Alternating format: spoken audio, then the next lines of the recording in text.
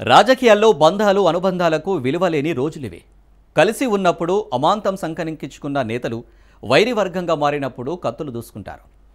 మనం బరంపురం అనుకున్న నాయకులే గరం గరం అయిపోతారు. పాత జ్ఞాపకాలను మరిచి ఒకరిపై ఒకరు బీభత్సమైన విమర్శలు సంధించుకుంటారు. దిగజారుడు రాజకీయాలకు కేంద్ర బిందువుగా మారిపోతారు. దీనంతటికీ కారణం ఏమైనా కావచ్చు, కానీ అందులో వారి స్వార్థ ప్రయోజనాలు ఖచ్చితంగా అయితే ఉంటాయి. జనాలను నమ్మించే మాటలు ఆ జనం కోసమే జవాబుదారీగా ఉన్నట్లు ఒకరిపై ఒకరు విమర్శలు చేసుకోవడం అక్కడ రోజువారీ చర్యగా మారిపోయింది. రాష్ట్రంలోని రాజకీయం అంతా ఇక్కడి నుంచే నడుస్తుందేమోనన్న ఫీల్ వారిదై ఉండొచ్చు, కానీ రోజువారీ ఆరోపణల ప్రభావం జనంలో ఎలా ఉంటుందన్నది మాత్రం విస్మరిస్తున్నారేమో అనిపిస్తుంది. నువ్వు మోసగాడివి అంటే నువ్వు మోసగాళ్లకు మోసగాడివి అంటూ రెట్టింపు విమర్శనాస్త్రాలతో నేతల వాయిస్ రోజు వినపడుతూనే ఉంటుంది. ఇలా ఎంతకాలం అంటే అది జవాబు దొరకని ప్రశ్నే. కాలంతో పాటు పరుగులు తీస్తూ ఆరోపణలు గుప్పించుకుంటున్న ఆ నేతలెవరు? ఏ ప్రాంతం నుంచి?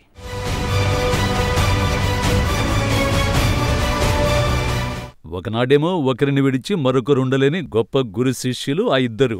నేడేమో ప్రధాన ప్రత్యర్థులే పుంఖాలుగా విమర్శలు గుప్పించుకుంటున్న పొలిటికల్ వారియర్స్. ఒకవైపు తండ్రి కొడుకులు, మరోవైపు బావ బామర్ది. వాళ్లే ఉమ్మడి కడప జిల్లా ప్రొద్దుటూరు పేరును పతాక స్థాయికి తెచ్చిన రాజకీయ ఉద్దండులు.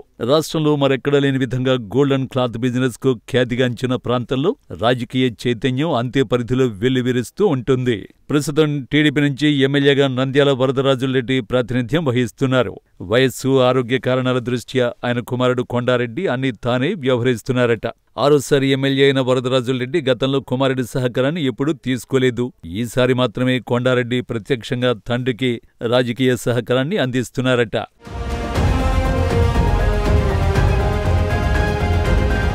ఇక ఇదే ప్రొద్దుటూరు రాజకీయాల్లో కీలక వ్యక్తి వైసీపీ మాజీ ఎమ్మెల్యే రాచమల్లు శివప్రసాద్ రెడ్డి. ఆయనకు తొలి నుంచి నీడగా ఉంటున్న బామర్ది బంగారు మునిరెడ్డి అలియాస్ బంగారెడ్డిది మరో స్పెషాలిటీ. ఇప్పుడు ఆ నలుగురితోనే ప్రొద్దుటూరు రాజకీయం రోజు నిప్పును రాజేస్తోంది.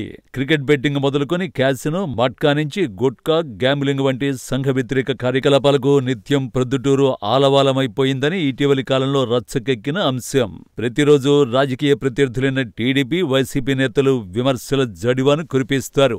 మాటెత్తకపోతే అసలిక్కడ రాజకీయమే ఉండదన్నట్టుగా పరిస్థితులు మారిపోయాయట.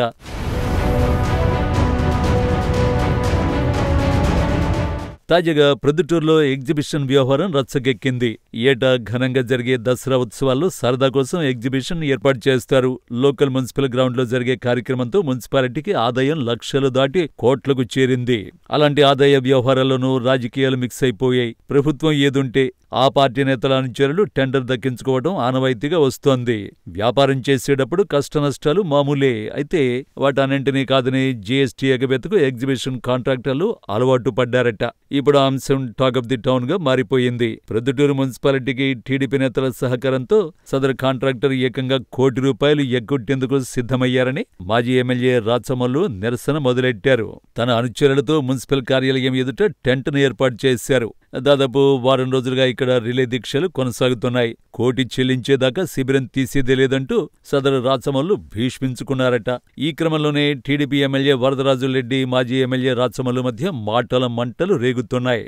ఆ విమర్శల్లోనే అనేకమైన పర్సనల్ వ్యవహారాలు జనాల్లోకి వచ్చేస్తున్నాయి. రోజుకో రీతిన ఆరోపణలు కొత్త మలుపు తిరుగుతున్నాయి.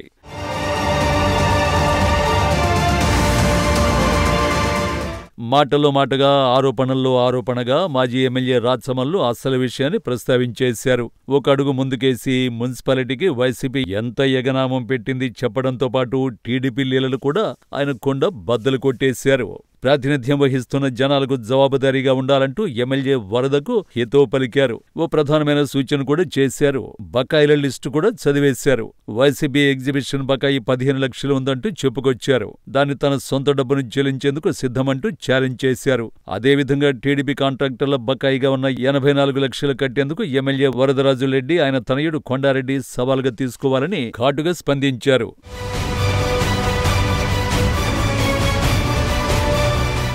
ఇలా ఎగ్జిబిషన్ బకాయిల వ్యవహారం ఇప్పుడు ప్రొద్దుటూరులో రచ్చరేపుతోంది. మాటకు మాట, సవాల్కు ఛాలెంజ్ అన్నట్టుగా రోజురోజుకు రాజకీయ ఉక్కపోత ఊపిరి సలపకుండా చేస్తోంది. ప్రొద్దుటూరులో రేగిన వేడి ఎగ్జిబిషన్ బకాయిల చలిమంటలకు ఆహుతవుతుందా, లేక పోగొట్టుకున్న ఆదాయాన్ని తెచ్చిపెడుతుందా తెలియాలంటే మరికొన్ని రోజులు వేచి చూడాల్సిందే.